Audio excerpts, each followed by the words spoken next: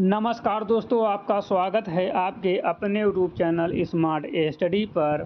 Friends, UP police constable exam 2026 आज की first shift का एग्ज़ाम जो है सफलतापूर्वक हो चुका है। आज है 8 जून 2026।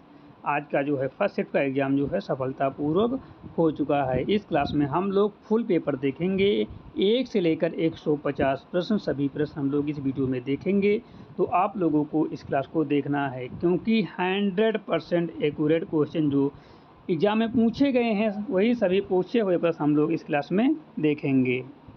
तो आज की क्लास को स्टार्ट करते हैं। उससे पहले जो लोग स्मार्ट स्टडी यूट्यूब चैनल पर नए हैं सभी लोग चैनल को सब्सक्राइब कर लो, बेल आइकन को प्रेस कर लो, ताकि आने वाली वीडियो का नोटिफिकेशन सबसे पहले आप लोगों को मिल सके। जो लोग स्मार्ट स्टडी के ऑफिशियल टेलीग्राम चैनल को ज्वाइन नहीं करे हैं सभी लोग टेलीग्राम चैनल को ज्वाइन कर लो। टेलीग्राम चैनल की लिंक जो है आपको डिस्क्रिप्शन बॉक्स में मिल जाएगी, वहाँ पर क्लिक करके आप लोग ज्वाइन हो जाइए। टेलीग्राम चैनल पर जो है क्लास की नोट्स और पीडीएफ प्रोवाइड कर दी जाती हैं। ये पेपर भी जो है टेलीग्राम चैनल पर जो है अपलोड कर दिया जाएगा, तो आप सभी लोगों को टेलीग्राम चैनल को ज़रूर ज्वाइन करना है। इस क्लास से जो है 8 जून की सेकंड शिफ्ट वालों बच्चों को बहुत ही हद तक मदद मिल जाएगी। 9 की फर्स्ट शिफ्ट वालों को, सेकंड शिफ्ट वालों को और 10 की फर्स्ट और सेकंड शिफ्ट वालों की ही बहुत ज़्यादा मदद मिलेगी, क्योंकि जो है आप लोगों का एग्ज़ाम का लेवल और कहाँ से किस किस टॉपिक से जो है क्वेश्चन पूछे जा रहे हैं ये सब आपको पता चल जाएगा। तो आप लोगों को इस क्लास को अंत तक देखना है, एक भी पॉइंट मिस नहीं करना है, खासकर जिनका पेपर आज की सेकेंड शिफ्ट में है और जिनका कल की फर्स्ट शिफ्ट में है। तो इन सभी बच्चों को जो है एक भी पॉइंट मिस नहीं करना है, सारे क्वेश्चन तैयार कर लेना है और उसी टॉपिक से जिस टॉपिक से इसमें क्वेश्चन करा रहे हैं इसी टॉपिक से जो है आप लोगों को जो है एग्ज़ाम में पढ़ के जाना है, रिवीजन करके जाना है। ठीक है, तो आज की क्लास को हम स्टार्ट करते हैं। पहला क्वेश्चन आ रहा है स्क्रीन पर। आज का पहला क्वेश्चन है, गुजरात समान नागरिक संहिता 2026 किसने मंजूर की? Who approve the Gujarat uniform civil code 2026? संसद, सुप्रीम कोर्ट, गुजरात विधानसभा या राष्ट्रपति? तो इसका सही जवाब हो जाता है गुजरात विधानसभा। ठीक है, गुजरात विधानसभा बिल्कुल सही जवाब हो जाता है। ठीक है, गुजरात विधानसभा ने ऐतिहासिक कदम उठाते हुए गुजरात समान नागरिक संहिता यूसीसी 2026 को जो है भारी बहुमत से मंजूरी दे दी। उत्तराखंड के बाद गुजरात ऐसा करने वाला देश का दूसरा राज्य बनने की राह पर है। ठीक है, राज्य के नीति निर्देशक तत्व समान नागरिक संहिता से सीधे जुड़ता है। गोवा में पुर्तगाली शासन के समय से ही यूसीसी लागू है, जबकि उत्तराखंड से इसे विधानसभा से पारित करने वाला पहला स्वतंत्र राज्य था। इस संहिता का उद्देश्य विवाह और तलाक, विरासत और गोद लेने जैसे नागरिक कानूनों को सभी धर्मों के लिए समान बनाना है। अगला क्वेश्चन है, क्वेश्चन नंबर है 2। सरकार ने कोमिल्ला वेंकट मूर्ति को किस संस्था का पूर्णकालिक सदस्य नियुक्त किया है?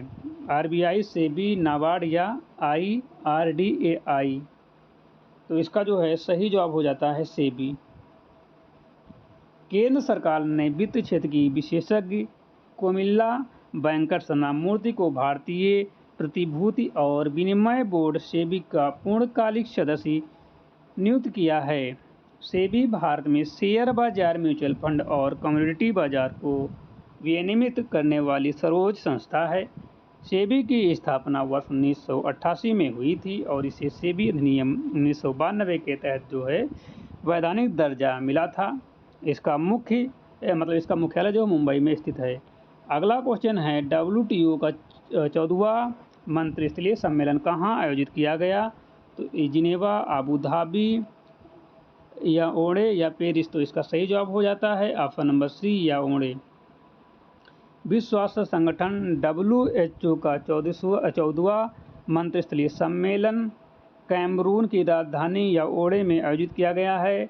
मंत्रिस्तरीय सम्मेलन WTO का सर्वोच्च निर्णय लेने वाला निकाय है, जिसकी बैठक आमतौर पर हर 2 साल में होती है। WTO की स्थापना 1 जनवरी 1995 को मर्राकेश समझौते के तहत हुई थी और इसका मुख्यालय जिनेवा, स्विट्जरलैंड में है।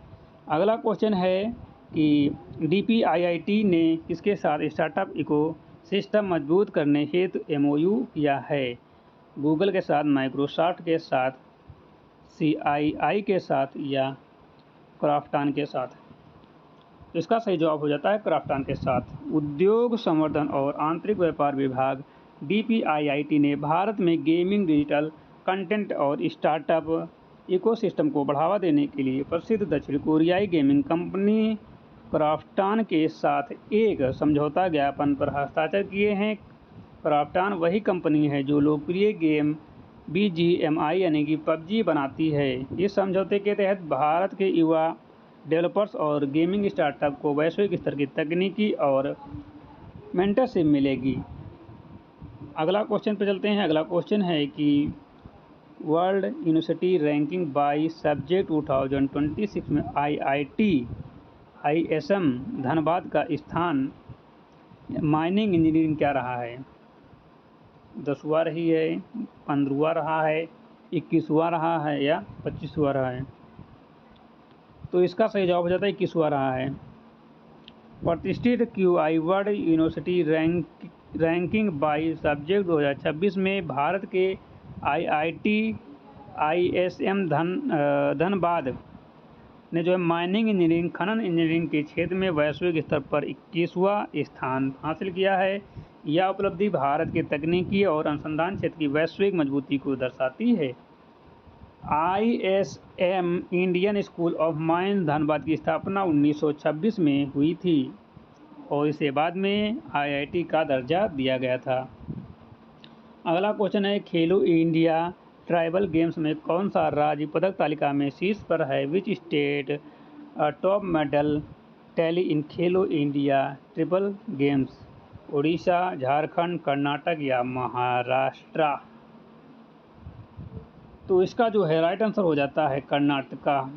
खेलो इंडिया ट्राइबल गेम्स खेलो इंडिया जनजातीय खेल में कर्नाटक राज्य ने अपनी एथलीटों के शानदार प्रदर्शन के दम पर पदक तालिका में पहला स्थान प्राप्त किया है।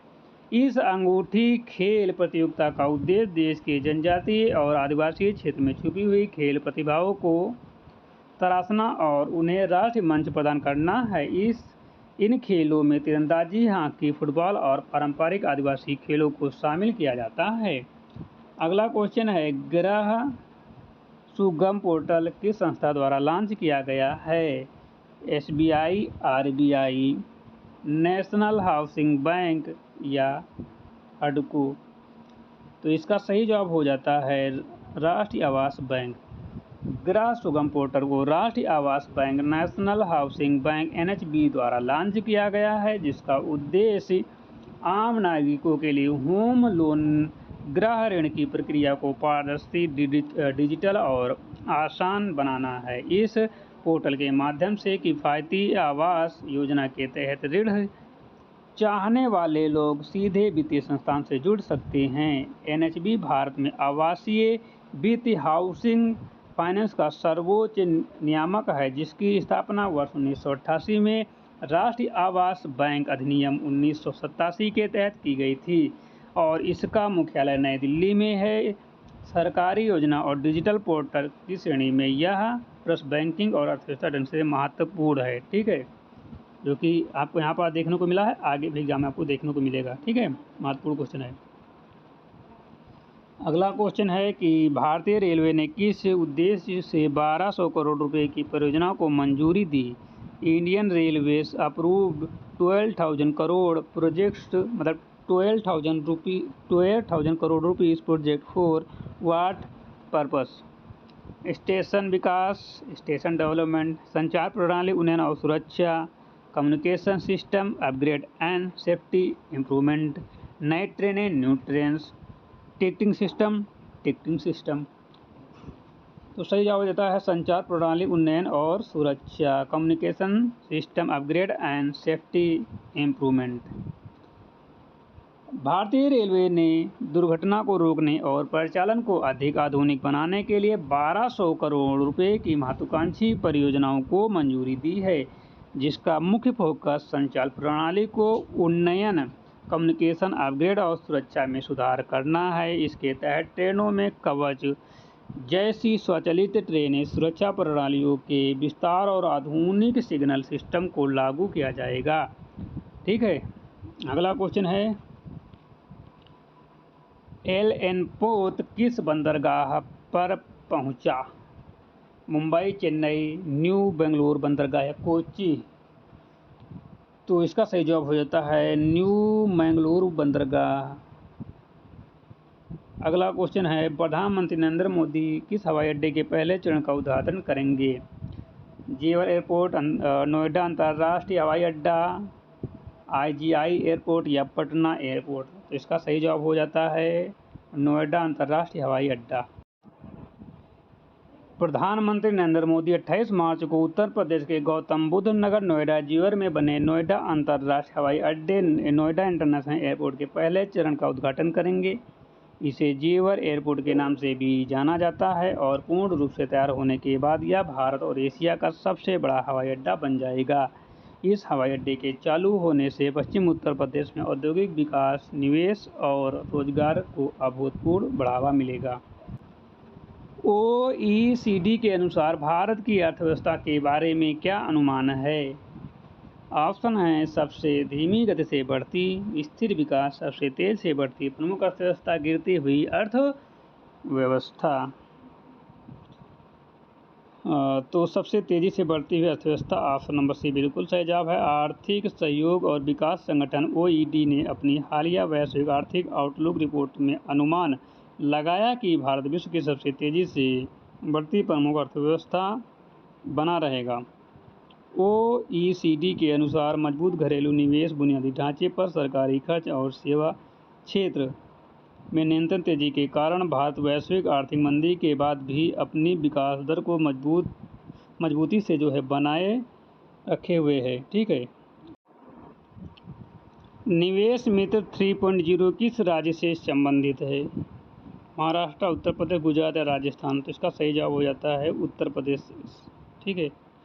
निवेश मित्र उत्तर प्रदेश सरकार का प्रमुख एक सिंगल विंडो क्लियरेंस सिस्टम है जिसका नया संस्करण निवेश मित्र 3.0 हाल ही में लॉन्च किया गया है। इसका मुख्य उद्देश्य राज्य में ईज ऑफ डूइंग बिजनेस, व्यापार करने में आसानी को बढ़ावा देना और निवेशकों की समस्या को त्वरित निवारण है। इस डिजिटल प्लेटफॉर्म के माध्यम से उद्यमियों को विभिन्न सरकारी विभागों से मिलने वाली अनापत्ति प्रमाण पत्र, NOC और स्वीकृतियाँ एक ही स्थान पर बहुत कम समय मिल जाती हैं। अगला क्वेश्चन है, PRISMSG पोर्टल किससे संबंधित है? शिक्षा, स्वास्थ्य, रोड ओवर ब्रिज अनुमोदन या कृषि से? इसका सही जवाब हो जाता है रोड ओवर ब्रिज अनुमोदन से। ठीक है। PRISMSG project approval and tracking system एक विशेष डिजिटल पोर्टल है जिसे रोड ओवर ब्रिज ROBS और रोड अंडर ब्रिज RUBS के निर्माण के अनुमोदन की प्रक्रिया को तेज करने के लिए विकसित किया गया है। बुनियादी ढांचा इंफ्रास्ट्रक्चर परियोजनाओं में देरी को कम करने के लिए भारतीय रेलवे और सड़क परिवहन मंत्रालय के समन्वय से इस तकनीक को लागू किया जा रहा है। इस पोर्टल के माध्यम से विभिन्न विभागों में फाइलों को ऑनलाइन ट्रांसफ़र अप्रूवल होता है। ठीक है। अगला क्वेश्चन है कि भाषणी प्लेटफॉर्म किससे संबंधित है? बैंकिंग, सुवासी सेवा या रक्षा या अंतरिक्ष? तो इसका सही जवाब हो जाता है बहुभाषी सेवाएं। भाषणी भारत सरकार के इलेक्ट्रॉनिक्स और सूचना प्रौद्योगिकी मंत्रालय द्वारा विकसित एक आर्टिफिशियल इंटेलिजेंस AI आधारित भाषा अनुवाद प्लेटफॉर्म है। इसका मुख्य उद्देश्य डिजिटल सेवाओं को विभिन्न भारतीय भाषाओं में सुलभ बनाना ताकि अंग्रेजी न जानने वाले नागरिक भी इंटरनेट और सरकारी योजनाओं का लाभ उठा सकें। यह प्लेटफॉर्म आवाज़ से आवाज़, वॉइस टू वॉइस और टेक्स्ट टू टेक्स्ट अनुवाद की सुविधा देता है। ठीक है। जिसका प्रधानमंत्री नरेंद्र मोदी भाषणों के वास्तविक समय रियल टाइम अनुवाद में भी देखा गया है। अगला क्वेश्चन है, वित्तीय वर्ष 27 में भारत की अनुमानित आर्थिक वृद्धि दर क्या है? Financial year growth 2027 6.5, 8.2, 7.1, 9। तो इसका सही जवाब है 7.1। विभिन्न वैश्विक वित्तीय संस्थानों जैसे विश्व बैंक और IMF और भारतीय रिजर्व बैंक RBI के हालिया आर्थिक परिदृश्यों के अनुसार वित्तीय वर्ष 2027 फाइनेंशियल ईयर 2027 में भारत की GDP विकास दर 7.1 रहने का अनुमान लगाया गया है। मौजूद घरेलू मांग, विनिर्माण क्षेत्र में सुधार और बुनियादी ढांचे पर सरकारी खर्च में वृद्धि के कारण भारत दुनिया की सबसे तेज़ी से बढ़ती प्रमुख अर्थव्यवस्थाओं में बना हुआ है। ठीक है, अगला क्वेश्चन है, वैश्विक आतंकवाद सूचकांक में कौन सा देश पहले स्थान पर रहा है? भारत, अफगानिस्तान, पाकिस्तान, सीरिया। तो इसका सही जवाब पाकिस्तान। वैश्विक आतंकवाद सूचकांक ग्लोबल टेररिज्म इंडेक्स GTI के नवीनतम संस्करण में आतंकवाद से संबंधित घटनाओं और मौतों से में प्रत्याशित वृद्धि के कारण पाकिस्तान को पहले स्थान पर रखा गया है। यह सूचकांक institute for economics and peace IEP द्वारा जारी किया जाता है। ठीक है, जो दुनिया में आतंकवाद प्रभाव का विश्लेषण करता है। पिछले कई वर्षों से अफगानिस्तान इस सूची पर शीर्ष में था, लेकिन हालिया सुरक्षा बदलाव के बाद पाकिस्तान में आतंकी गतिविधियां, विशेषकर KPK और बलूचिस्तान प्रांतों में भारी वृद्धि दर्ज की गई है। यह सूचकांक भारत की स्थिति और हमारे पड़ोसी देश की लैंगिक सुरक्षा और अंतर्राष्ट्रीय संबंधों के लिहाज से बहुत ज़्यादा महत्वपूर्ण है।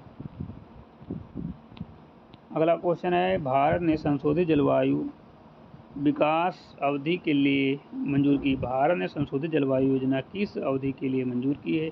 25 से 30, 28 से 32, 31 से 35, 35 से 40। इसका सही जवाब हो जाता है 31 से 35। भारत सरकार ने वर्ष 2031 से 2035 की अवधि के लिए अपनी संशोधित जलवायु कार्य योजना रिवाइज जो है क्लाइमेट प्लान को मंजूरी दी है, जिसे संयुक्त राष्ट्र के पेरिस समझौते के तहत राष्ट्र स्तर पर निर्धारित योगदान के रूप में प्रस्तुत किया जाएगा। ठीक है, इस योजना का मुख्य फोकस जो है कार्बन उत्सर्जन की तीव्रता को कम करना, नवीनीकरण ऊर्जा, सौर ऊर्जा, पवन ऊर्जा की क्षमता को बढ़ाना है, वन क्षेत्र का विस्तार करना है। ठीक है, अगला क्वेश्चन है, हाल के सर्वेक्षण में विश्व का सबसे लोकप्रिय नेता किसे घोषित किया गया है? Joe Biden, Xi Jinping, Narendra Modi या इमैनुअल मैक्रों। हाल ही में सर्वेक्षण में विश्व का सबसे लोकप्रिय नेता किसे घोषित किया गया है? इसका सही जवाब हो जाता है श्री नरेंद्र मोदी।